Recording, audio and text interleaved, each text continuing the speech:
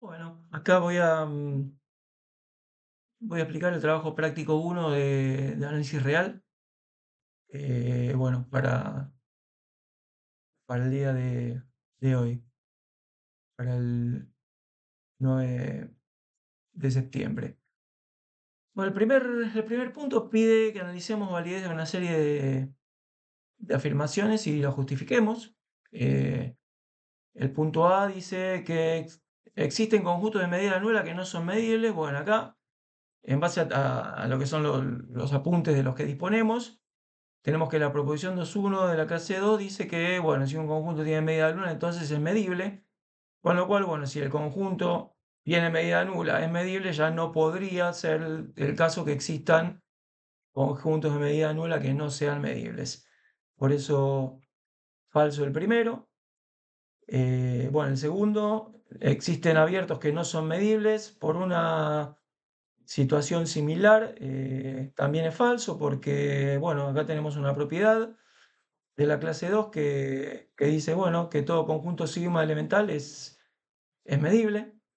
En particular también todo abierto es medible. Por lo tanto, si fuera como todo abierto es medible, no puede ocurrir que existan abiertos que no sean medibles. Después tenemos conjuntos sigma elementales que no son medibles, también es falso por la misma propiedad que mencionamos anteriormente. Eh, Después existen cerrados que no son medibles. Bueno, no, esto también es falso, ya que sabemos que el complemento de un medible también es medible y sabemos que los abiertos son medibles. Por lo tanto, como el complemento de un abierto es cerrado, este, un cerrado no puede existir cerrados que no sean medibles, ¿sí? Dado que el complemento de un cerrado es abierto y como el abierto es medible, debería darse que el cerrado también lo sea. Así que, bien, hasta ahí tenemos los primeros del punto uno.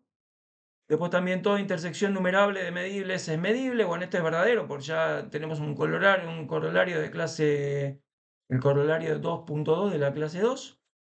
que, bueno, esto ya lo habíamos probado que es cierto, es verdadero.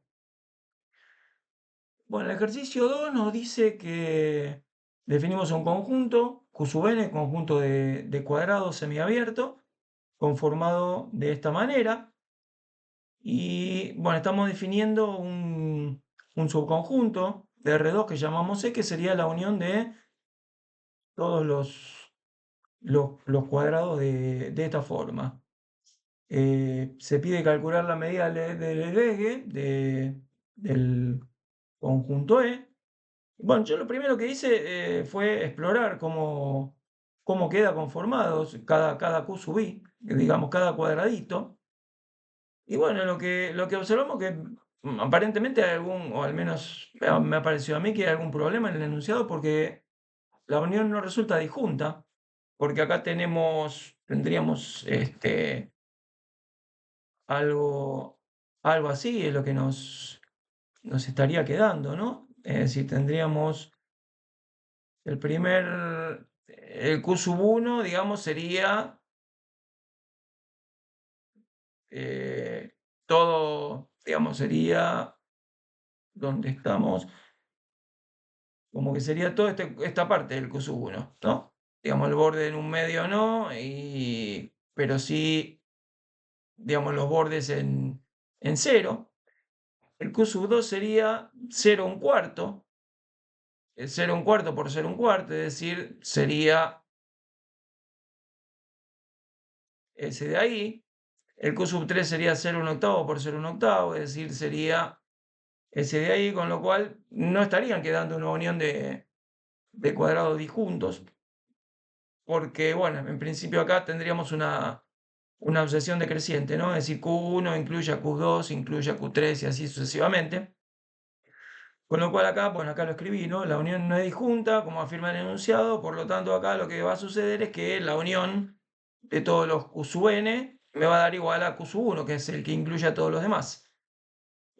Bueno, por lo tanto con esto me estaría dando un intervalo en R2, y bueno, los intervalos en R2 son medibles y sabemos cómo hacerlo, ¿no? Es decir, es la medida el producto de las medidas de cada uno de los intervalos en R, que son un medio por un medio es cada uno, un medio menos cero por un medio menos cero, que es un cuarto. Y bueno, finalmente, como este conjunto es medible y ya tenemos su medida, esa medida es la medida del EB, que por lo tanto la medida exterior del conjunto E sería un cuarto. Bien, y bueno, después tenemos el ejercicio 3, que bueno, es el más engorroso para mi manera de ver. Acá lo que podemos ver es que, bueno, lo que nos pide primero nos dice que hay un conjunto E que está en RD, que es un conjunto de medida finita. Hay que demostrar que para todo epsilon mayor que cero existe un cerrado F que E lo incluye y un abierto G tal que E está incluido, de modo tal que la medida de G menos F sea menor que epsilon, es decir, la medida de este conjunto menos la medida de este sea menor que ese epsilon. Y bien, también tenemos que deducir que existen una sucesión de cerrados y una sucesión de abiertos que verifiquen esto que está acá. Bueno, acá, bueno, por el teorema 2.1b de la clase 3, tenemos que para todo epsilon existe un conjunto abierto, tal que la medida exterior de G menos epsilon, que de G menos C es menor que epsilon, o sea, como que estaría cerrando, es un abierto que estaría cerrando al conjunto E por afuera, y se aproxima, digamos, se aproxima de modo tal que la medida de las diferencias son tan pequeñas como se quiera. Acá decimos que E está incluido en G. Bueno, como G es abierto, es medible, y E también es medible por hipótesis, por lo tanto, G menos E es medible por ser una diferencia de conjuntos medibles. Es decir, con esto la medida exterior de la diferencia es la media de la diferencia, que es lo que va a ser menor que epsilon. Entonces, simplemente acá lo que estoy mostrando, la propiedad habla de la medida exterior, pero bueno, acá estoy mostrando la medida exterior en la medida de la diferencia, que eso es menor que epsilon. Bueno, por otro lado, acá quizás resulta más complicado es ver cómo tomar el tema del cerramiento por adentro, el cerramiento de los Fs. Pero bueno, acá podemos decir que hay un abierto con la misma idea que el anterior, podemos decir que hay un abierto H, tal que, es decir, si nosotros tomamos el complemento de, también es medible, porque es medible. Por lo tanto, la medida de H, diferencia de complemento, también se puede hacer tan pequeña como se quiera, porque bueno, H es abierto. Y bueno, justamente esto lo propongo como para poder encadenar un conjunto cerrado que me quede E menos ese conjunto cerrado. Entonces nosotros podemos seguir este razonamiento. H diferencia E complemento es igual a H intersección E. Esto E intersección H por conmutatividad de la intersección. Y esto es lo mismo que E menos H complemento. ¿Y dónde H complemento es cerrado? Porque es el complemento de un abierto. Entonces llamamos F al complemento de H, que va a ser un conjunto cerrado, y además sabemos que F está incluido en E. ¿Por qué? Porque sabíamos que H está... perdón, ¿dónde estamos? ¿Dónde estamos? Ah, sabemos esto, sabemos que el complemento está incluido en H, por lo tanto, el complemento de H va a estar incluido en E por propiedad de la inclusión, es decir, el cerrado está incluido en E, que es en principio lo que nosotros estamos queriendo mostrar. Por lo tanto, la medida de H diferencia E complemento va a ser igual, que era lo que teníamos acá al principio, esto que tenemos acá, va a ser igual a la medida de E menos F y eso es menor que epsilon. Con lo cual, hemos probado, digamos, la restricción con epsilon de esto y de esto otro. Ahora me faltaría ver cómo eliminamos el E y nos quedamos simplemente con la relación entre G y F, ¿no? Que digamos que son los que cierran a E por afuera y por adentro. Bien, acá lo que decimos, bueno, en realidad necesitamos buscar alguna relación que haya, que me permita tener la diferencia G y F, y que me lo conecte con la diferencia entre G y I y con la diferencia entre I y F. Bien, esto si F está incluido en E y está incluido en G, esto se verifica. Es decir, G diferencia F es igual a la unión entre G diferencia E y E diferencia F. Y además estos son disjuntos. G diferencia E unión E diferencia F son disjuntos. Por lo tanto,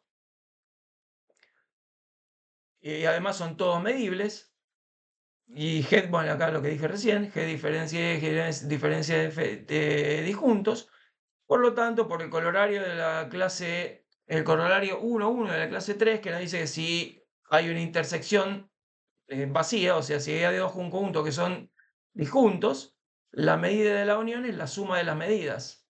Por lo tanto, nosotros lo que tenemos era la medida de G menos F es igual a era la unión de estos dos, o sea, la medida de G menos E unión, perdón, más la medida de E menos F, y esto por 1 y 2, que era lo que teníamos por acá.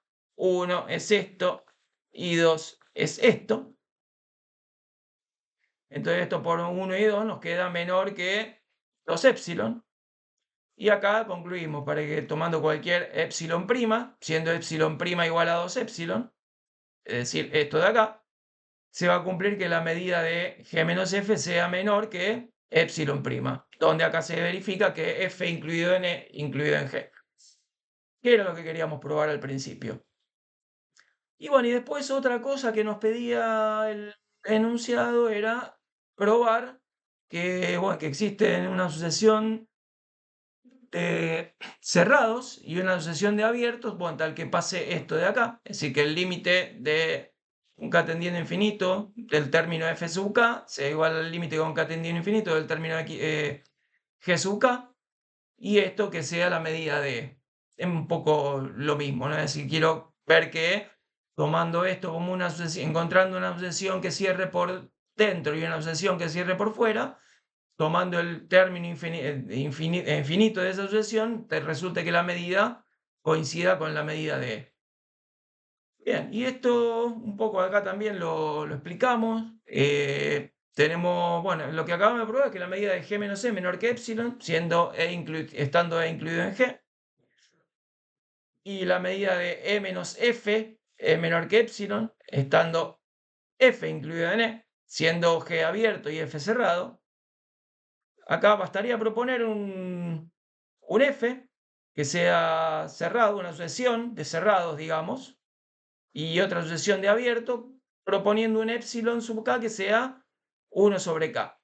De modo tal que para cada término, acá está, para cada término de la sucesión G sub k y E sub k se verifique que la medida sea menor que 1 sobre k. O sea, es esto mismo, suponiendo que, es decir, tomando como epsilon 1 sobre k.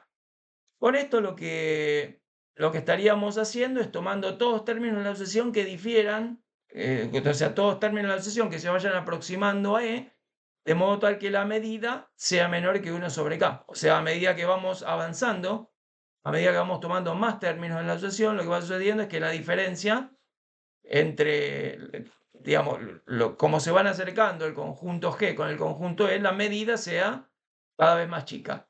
Lo mismo en este caso de acá. ¿Sí? Acercándose entonces F por afuera, no, F por adentro y G por afuera. ¿Sí? El abierto lo cierra por afuera y el cerrado, la sucesión de cerrado lo cierra por dentro. Bueno, y acá terminando, para intentar terminar de probar esto, sabemos que digamos, para intentar cerrar que la medida del conjunto sea el límite con el que extendiendo de la medida, empezando tomando esta relación que nosotros ya sabemos, habiendo definido este epsilon, sabemos que f sub k está incluido en epsilon, en E, perdón. Por lo tanto, como f sub k está incluido en E, sabemos que es igual a f sub k unión E menos f sub k, y además este y este son disjuntos. Por lo tanto, la medida de E es la suma de las medidas, porque estos son medibles y son disjuntos.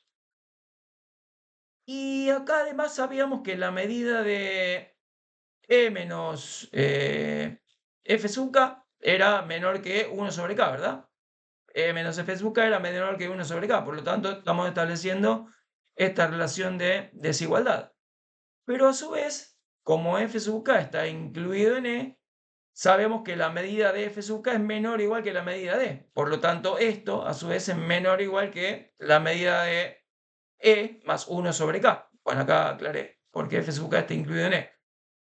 Ahora bien, tomando K tendiendo a infinito, esto se produce por ley del sándwich, se produce el cierre de esto entre los dos extremos, las dos cotas, con lo cual resulta que la medida, y cuando K tiende a infinito, esto tiende a 0 y esto tiende a 0, de modo tal que la medida, el límite con X tendiendo a infinito de la medida de F sub K resulta el límite con X tendiendo a infinito de la medida de E, pero bueno, con la medida de, como la medida de E es constante, resulta esto que hemos dicho acá, que la medida de termina siendo el límite con K tendiendo a más infinito de la medida de F sub K, a esto lo llamamos 3.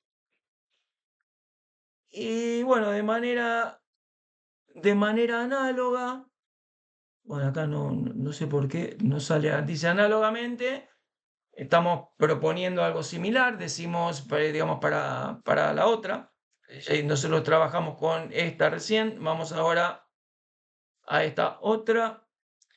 Nosotros acá sabemos que E está incluido en G, ¿sí? Acá sabemos que E está incluido en cada G sub K, por lo tanto, bueno, con un desarrollo, con una deducción similar a la anterior, G sub K es E unión G sub K menos E, que son disjuntos, y siguiendo un razonamiento del mismo estilo, estaríamos teniendo esto de acá, que va a resultar que la medida de E quedaría en sándwich entre la medida de G sub K y, bueno, digamos, acostada por arriba y por abajo por la medida de G sub K, y tomando K tendiendo a infinito, este término tiende a 0, este término tiende a 0, por lo tanto nos quedaría límite con K tendiendo a infinito de la medida de G sub K, la medida de E, y bueno, resulta entonces por 3 y 4, esto sería 4, y esto anterior